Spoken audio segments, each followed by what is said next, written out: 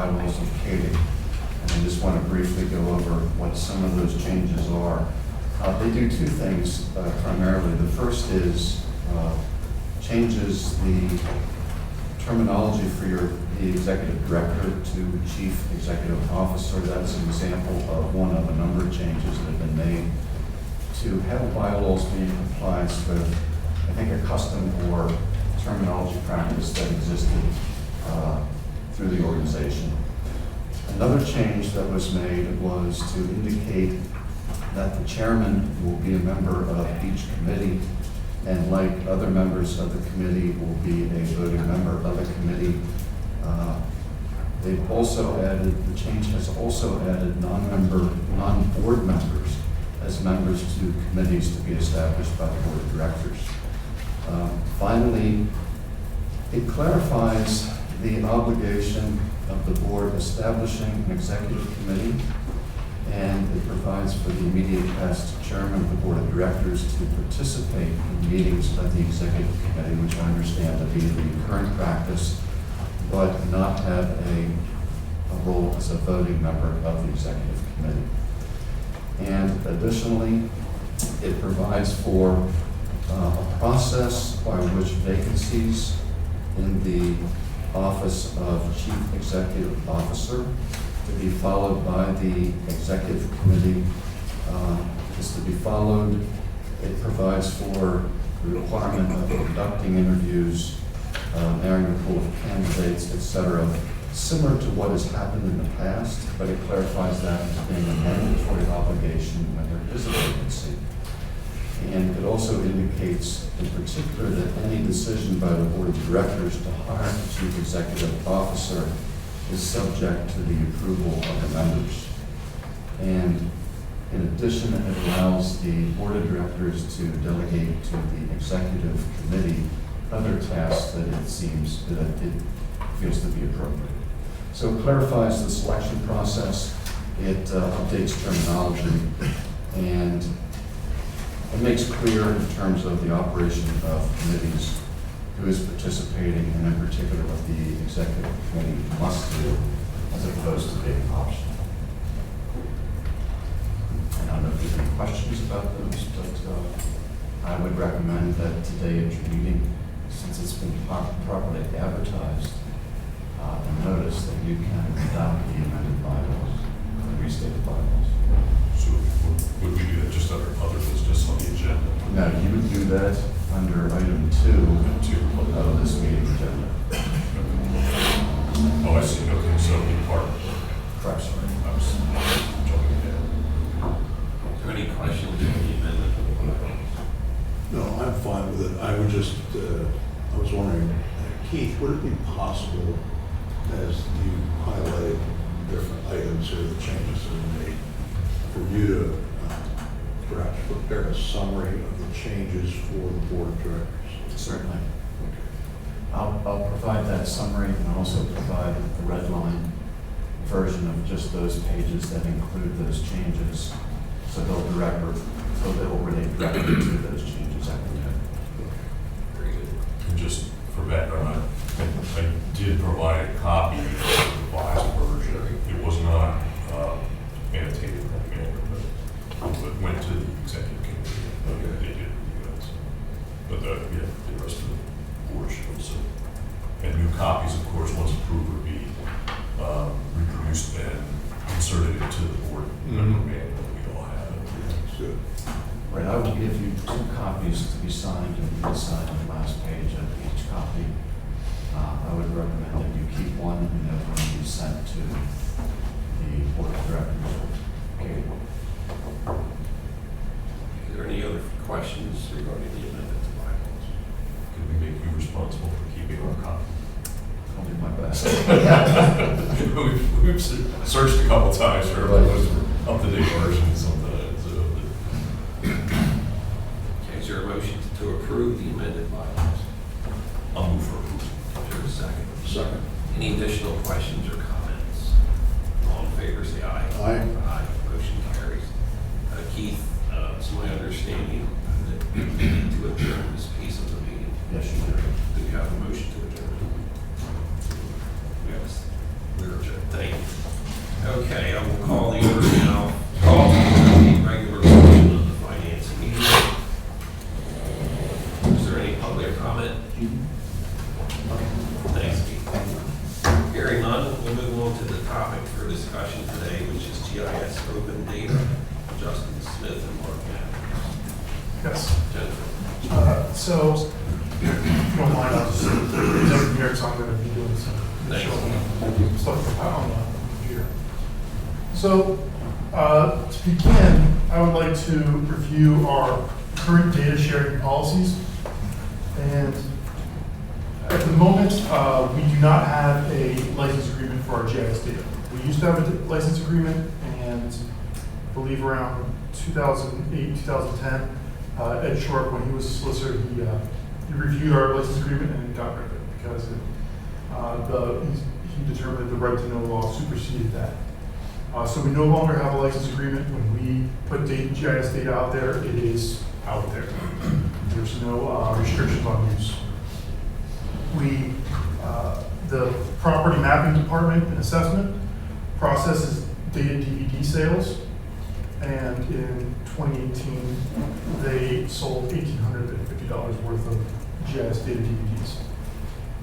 If the government requests GIS data, any government, municipal or state, all we need is a letter of request on their letterhead, and we just provide that data to them at no cost. The municipality and state as well. The property mapper is a way of getting out the data so that people, and anyone in the public can view the data. That's the difference between the data DVDs that we sell. That's the raw data. You can take that data, you can manipulate that data, you can edit that data, you can do almost anything you want with that data. With the property mapper, that's just a view of our data, a current, up-to-date, weekly updated view of our data. So I'm just going to do a whirlwind tour of the property mapper.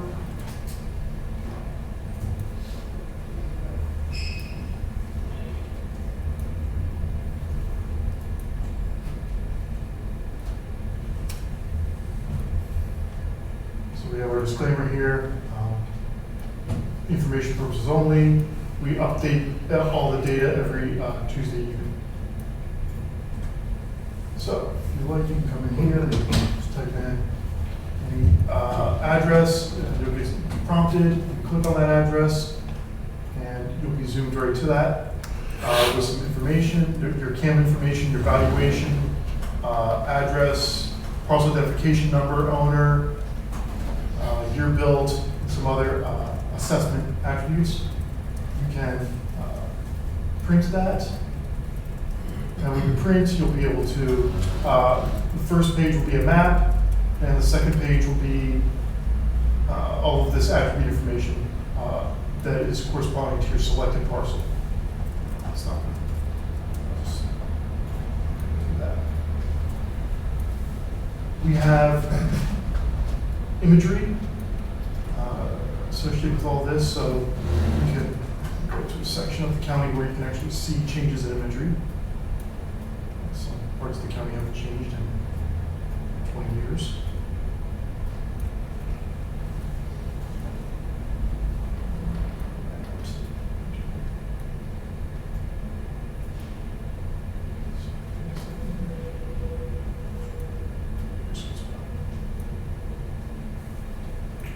So you can, we currently have 2018 imagery.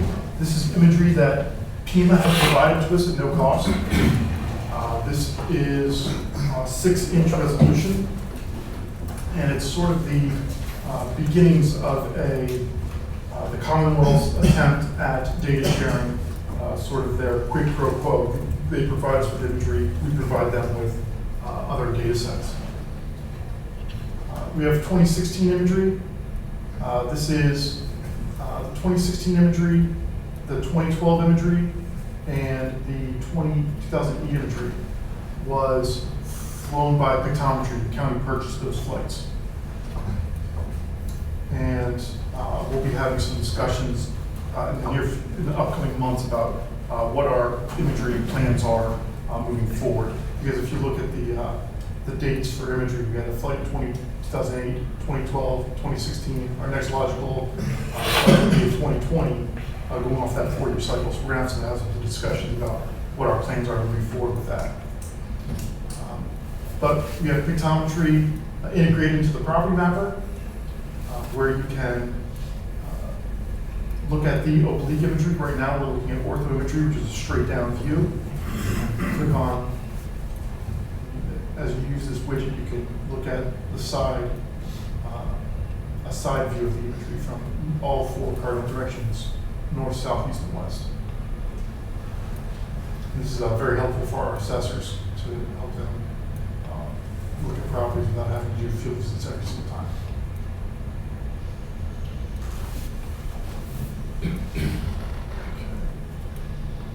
So these are Cumberland County page views, web page views for the last year, for 1 year of data from March 2018 to March 2019. The county main page, ccpa.net, got 615,000 views. The second page, highest viewed page, was the property mapper, 488,000. The web mapping page, which is just a page that you go to get to the property mapper, got 102,000 views.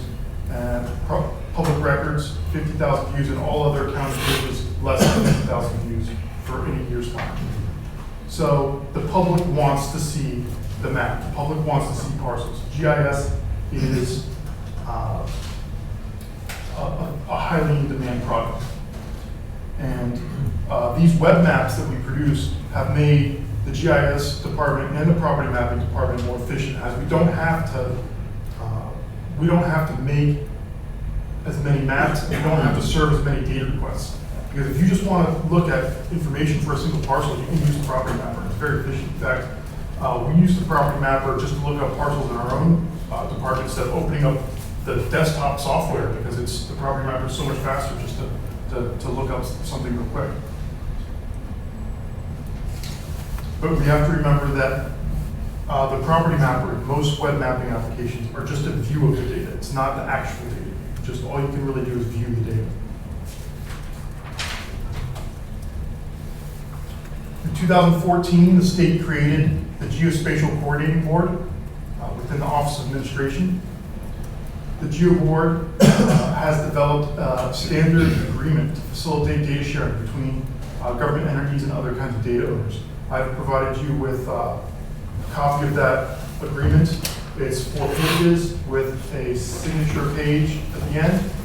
The solicitor, Keith, has reviewed that document in February, and he was satisfied with the document.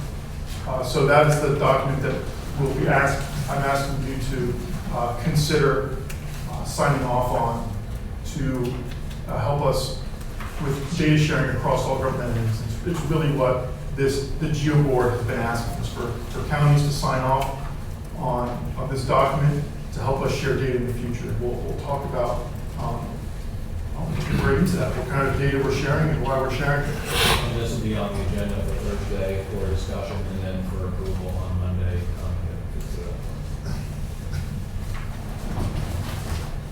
So the PASDA is the website for OpenGIS data in the state. It's run by Penn State, it's managed by Office of Administration, and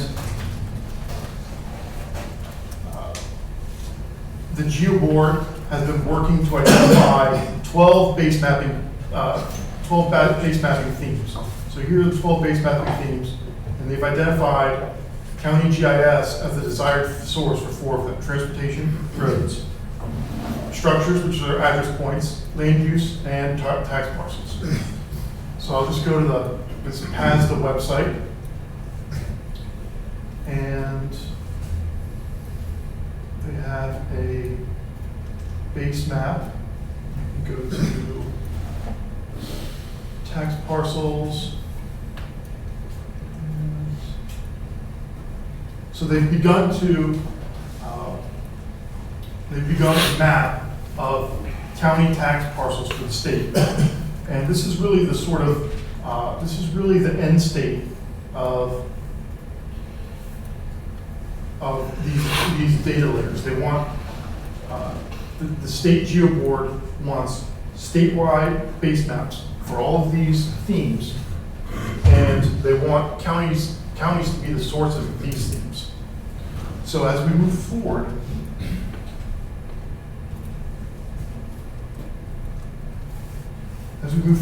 this map will get filled out more. So at a minimum, here we see this is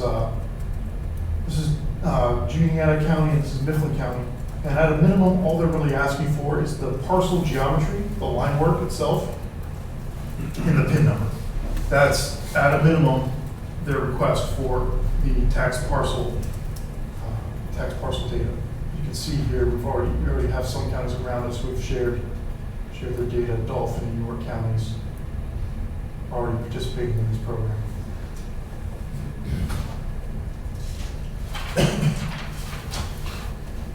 So in order to facilitate this data sharing,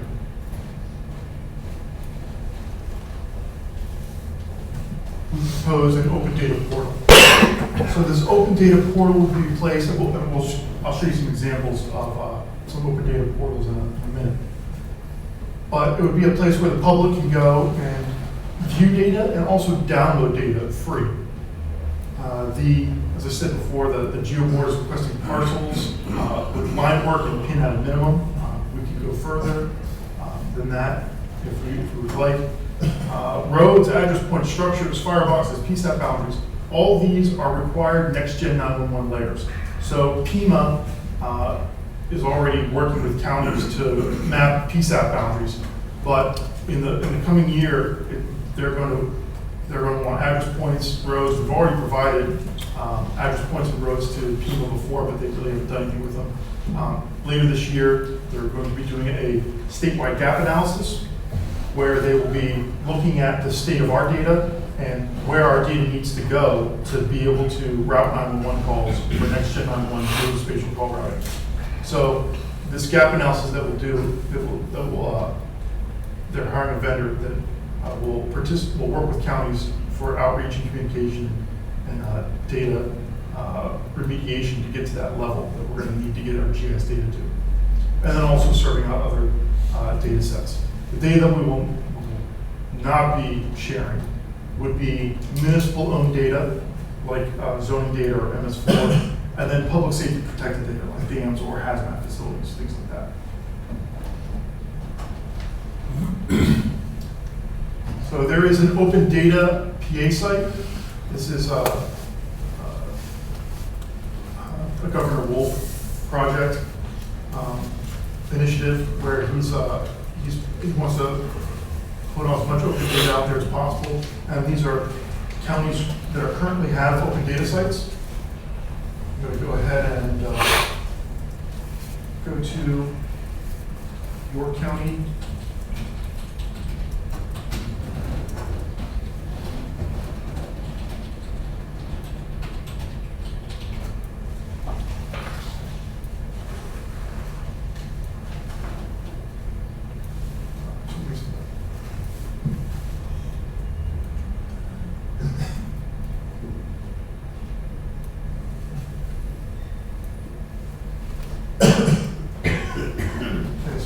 York County's open data portal. You can go in here, click on boundaries. You can view the data, you can download the data. So here they have parcels. So we're going to look at parcels, which is the most in-demand data layer, simply because, in my opinion, the parcel layer with the assessment CAMA data attached to it is the most valuable data set that we have. In GIS, we use the parcel CAMA layer with the assessment data all the time for creating other data sets. So here they have an option where you can download a shapefile, which is the GIS data itself. And you can see here they have pretty much all of the assessment information available. from the owner name to number of stories, land valuation, clean and green, pretty much everything that we would have in our parcel canvas set. Another route that you could go would be Bucks County.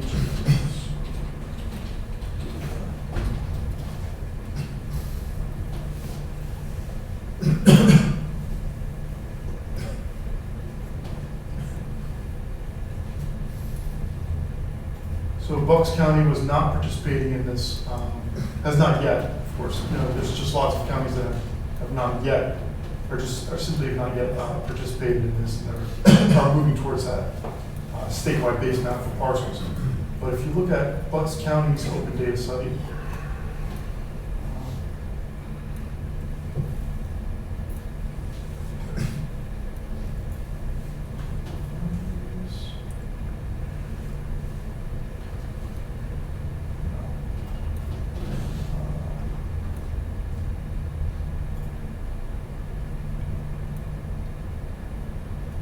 It's at the top where they have the link to the assessments. oh, that's right, yeah.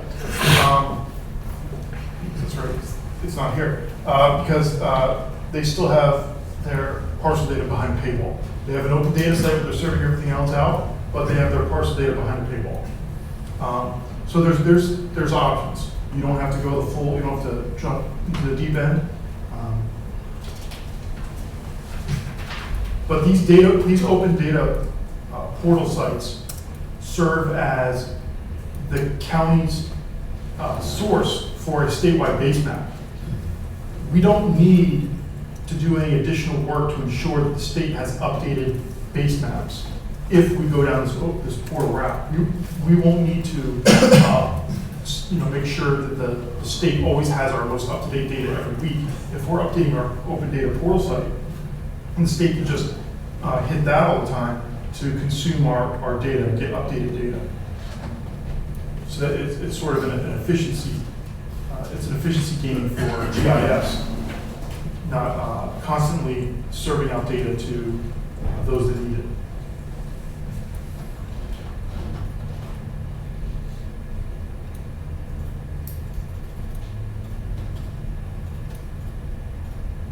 So our vision, our department vision for open data would be to launch an open data portal in the third quarter of this year.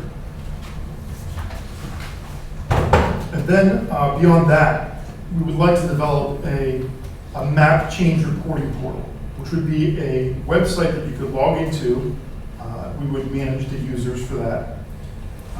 Not anybody could just create a login. We would manage the users with accessing the site. For municipalities, code enforcement officers, zoning officials, first responders, fire chiefs, things like that, that they would be able to view all of our map layers and report changes. It would sort of be like a GIS SRO site, where they would go in there and they say, this parcel has the wrong information. I'm going to put a point on that and write a comment to change that. Or this, you have the wrong address here. This is how I would like to see it changed. And then we could work with them to review that and make the appropriate changes. And then further down the road, we'd like to develop a municipal mapping portal where municipalities would be able to have a login, and instead of trying to create their own GIS solution, municipalities right now have to go out there, find their own vendor, learn GIS software, and municipality A and municipality B could have two completely different solutions. They wouldn't be able to leverage what they're working on together, and they might be in completely different data models, and putting their data together wouldn't really work very well. We would be able to create, this is down the road, this is a vision for down the road, but we'd be able to create a portal where municipalities could log in and maintain their municipally owned data. So it wouldn't be anything complicated like polygons or lines. It would just simply be points. They'd be able to manage their signage that they own in the field, their MS4 points, storm drains, outlets, and maybe things they want to use for code enforcement. So, how many times have they visited this property, or they visited this property for this reason? They can put a point there and fill that out. And so that would be an excellent resource for them, because then if this, moving down the line, the state is going to want more and more from these MS4 communities. They're going to want to have MS4 features like storm drains and outfalls and infalls and BMPs. They're going to want all that stuff in digital format, submitted in a consistent format. So this would be pretty easy for municipalities to log in and edit their data, and then we'd be able to export a countywide layer of MS4 features instead of having to go to each municipality to get that information. So in other words, the county system would essentially be the backbone for a full county/municipal system. But they still have the right to go somewhere else. Yes, of course. We would not be replacing, it would not be mandatory for them to use So I this. think there'd be a lot of advantages if we had consolidated. So are they doing this now, since MS4, for instance, is making a big splash? Are we missing an opportunity by not doing this sooner rather than later? Well, with MS4, we have been, Vector Control is interested in MS4 type features. They're interested in knowing where outfalls and stormwater drains are for mosquito treatment. So we have a mapping application that they can use their cell phones out in the field to map these stormwater drains when they're treating them with pellets or whatever they want to do for treatment. And we're capturing that information. We have a pretty large database of maybe like 10,000 features or so. And if we've been offering that to municipalities are just getting into the game and they don't have these features mapped, this can provide a really good baseline for them to get into the MS4 program by digitally mapped with digital maps. So when would this be available to municipalities? This is down the line. We have some, we're talking about stages here of development. Sure. So we want to create a portal. We want to create a portal, and we want to use that portal for commenting on it. And then we want to use that portal for full-blown map editing. It's kind of a logical step of difficulty that we're trying to tackle here.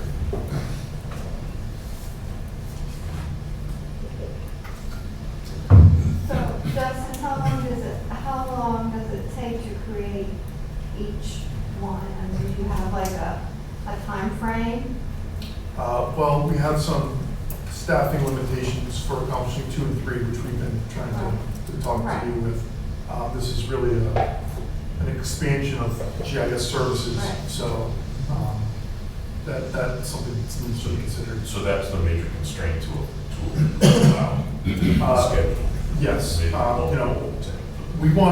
we really want to go 2 routes in our GIS department. We want to go to a full-blown support of 911, being proactive instead of reactive.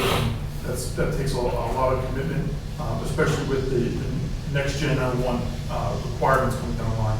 And then we also want to really dedicate our time into web map development and these enhanced web mapping capabilities, which we think is really a logical step to go down and see how in demand the property mapper is compared to any other type of web service that the county offers. Web mapping is the future of maps. I still get a lot of comments on it, and being the liaison to the planning, I see it all the time there, whether it's our folks or the people who represent or whatever. It's obviously a great addition to the state. So just so I'm clear on this, Steve, so is there, by phasing this, and I understand the need to do that, are we creating a situation where municipalities find an alternative in the interim, and does that create a barrier for us to perhaps bring them in later? That's a possibility. There's lots of municipalities at different levels right now. I would say that Hampton and Upper Allen have very sophisticated GIS departments in themselves. They have capabilities that rival our own. And then there are many of the other municipalities greatly depend on the data we provide to them and some of the help that we provide them. And there's a large portion of municipalities in the west that have no GIS capability whatsoever. In my mind, I'm trying to work out when might be the logical timeframe that we would begin approaching, opening a dialogue through our municipal advisory board or whatever with the municipalities to say, hey, this is coming down the line, and use their interest and see what their timeframe and such are. Well, once we have an open data portal, then municipalities, that would be a good time to engage municipalities to show them that, look, you don't need to come to us to ask for data anymore. If you have an engineer that needs to do a project in your municipality, point them here. They don't have to ask us for GIS data. You can go right here, get all the GIS data you need. It's updated weekly, and it's the most accurate data you're going to find. Makes sense. Yeah, I'll just say that I think preaching to the choir, as we roll this out, municipalities are going to be obviously key stakeholders, so we should make sure that we're in an ongoing dialogue with them as to the how, when, what.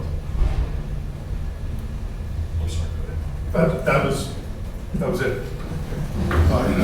I think, correct me if I'm wrong, Justin, but essentially, the idea behind all of this is to eliminate duplication and also to try to collaborate, coordinate, so that we're not spending more than we have to. Right. And There's lots of then all the different layers of government, whether the different units of government from the municipal level on through the state.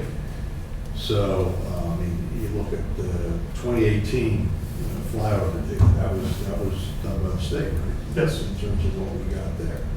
So, and I think that saved us some money. So,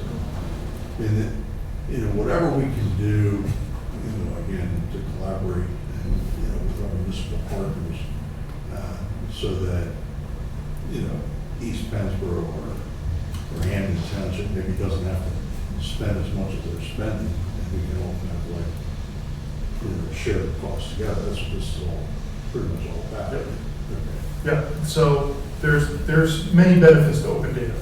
First, you have your efficiency. The efficiency for our internal county departments not to have to constantly serve data requests or map requests. We can just point people to this open data site, and the users will, after a couple months, the users, aren't going to have to talk to us anymore. I mean, you go ask property mapping how much of a benefit the property mapper is to them without having everybody coming in, everybody working out in the field coming in on a rainy day all at once to work on the desktop to look at the property maps. So you have the efficiency, and then you have the duplication of effort, of course, so that you can have statewide base maps of roads or parcels or address points, and there's no duplication of effort there. So once we have, for Next Gen 911, we're working on having a statewide base map for roads.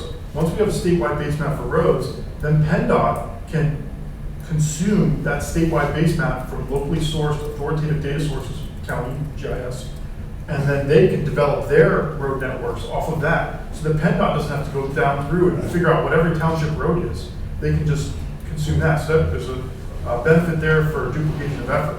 And then there's also a potential that's hard to see for economic development, because you don't know what's not there. So people who are out there trying to map where the best place for a gas station or any, a grocery store could be, they could be using this parcel data to or address point data or any, and combine that with census data and really dig into quantifying where the best place to do business is in the state or in the county. And it really, there's some good papers out there about the return on investment you get for simply putting your data out there and opening it up. All the hits that our property mappers get, you're saying it's like one of the, what is it, 400-some thousand, 488,000 hits, right? Yes, How many of those hits are coming from outside the county, do you think? that's a good question. We could get the answer to that. My guess is that people are looking at us from around the country. This is not just you know, from within Cumberland County. Yeah, we can look that up and have that answer to you, probably by tomorrow's meeting. I'm just curious, I mean, you know, whether it's a business looking to expand here or whether it's somebody looking for a house. You know, my guess is that, well, we only have 250,000 citizens. Yeah, I mean, there's lots of, there's a lot of use by engineers and deed researchers, and so there could be somebody who's researching a deed or researching a property in another state, and they just use the property mapper all the time just to do that for their business. Yeah. Those numbers are amazing. That's unbelievable. Yeah, I double checked with our webmaster to make sure I wasn't doing something wrong when I saw these numbers. Mark, anything you want to add? The only thing extra that Justin and I talked about was, you know, the idea of open data. What does that really mean? How much data are we putting out there? What types of data are we putting out there? We want to include last names. You talked about some of the attributes out there. So I think it's maybe a good idea to have a governance board or a small group of folks that own the data. That could maybe, I mean, I don't want Justin to be the only one who says, hey, let's put all this stuff out there, and then, you know, something, you know, bad happen or whatever. So obviously, if the public safety's in charge of certain data, or planning's in charge, or assessment, maybe they should be involved to a degree on how, what types of data and how much we put out as far as Is the state not setting any a standard for what those types Well, of data? all the state is setting standards for these next gen 911 required data sets. And so in addition to that, the Geo Board has set a minimum standard for what they would like to see for parcels. But not something like Owner thou shalt data. not, you know, Yeah, no well, restrictions. No, well, the only restrictions would be here. These are kind of like self-imposed. Well, the municipal owned data, that's a self-imposed restriction on us that I just do not share municipal owned data. And then, unless the municipalities tell me to share it out. And then public safety is, I mean, that's a restriction based, you know, preceded by us mapping it. So public safety has a list of services that have hazardous materials in them.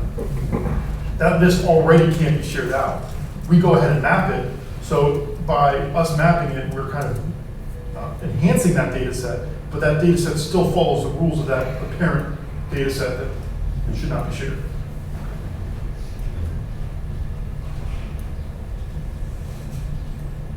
So that stuff's, so it's in there, but it's safeguarded. Right, yeah, no one's getting this stuff from us. And this stuff isn't out there per se. We just would like to create that website that does put it out there, an open data portal. And this data is available at request, because the parcel layer with the CAMA assessment attributes like owner name, assessed value, location, all that stuff is publicly available data. You can submit a right to know request and get all that assessment data without, you know, paying anything for it. So it is right to know data. It's just how available do you want to make it? Not to get too hypothetical, but so am I understanding correctly that if you have the information, sensitive information such as what's listed there in the final line, that is certainly not available to the general public, but if you had a North Korean hacker or a Iranian hacker, you know, it's known that they have been looking for points of vulnerability Yeah. and such in nation states and at least currents of the way.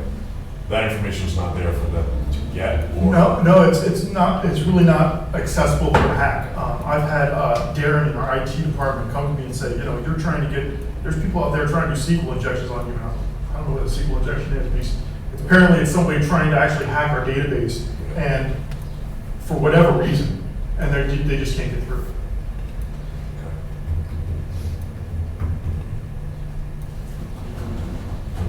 Do you have any questions? we talked about when we were in that discussion. I had asked you to work with Holly and then, Yes. okay, and we had our salary board meeting yesterday, and that is not on the agenda Right. for this week. Apparently, you still have some information you have to get to I them. sent it out to the game sharing group, and I haven't heard back from the game sharing group. All right. So I anticipate that it'll be on the next salary board. Justin, did you say that Keith has reviewed this and? Yes, I sent that to him in February, and he reviewed it, and he said, okay. I only got like a one-sentence response from the solicitor's office saying that it looks good. It's pretty efficient. Okay, I just want to make sure. Yeah, and the Geo Board, this is really their main effort for 2019 is to try and get all counties in Pennsylvania and all departments like DEP and PennDOT to sign this user agreement, kind of opening up the door for the potential for just open data throughout the state. And the real effort, because there is a real effort to generate these base maps for the entire state. Okay, thanks, Justin. Thanks, Mark. Do you have any other business to discuss? Is there a motion to adjourn? So moved. For adjourn, thank you.